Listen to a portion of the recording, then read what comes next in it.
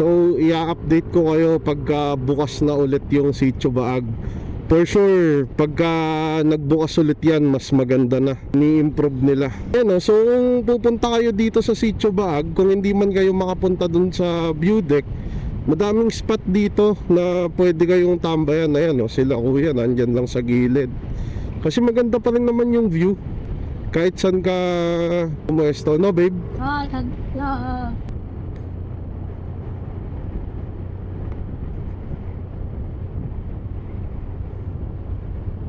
So ngayon, pupunta kami ng DJI. Magtitingin tayo ng 360 cam. Matagal ko na kasing gusto yon. Di ko alam kung bakit dalawang Action 5 Pro yung binili namin. Nung una kasi akala ko mahirap mag-edit pagka naka 360. Pero ngayon, kahit mahirap, sige bili tayo.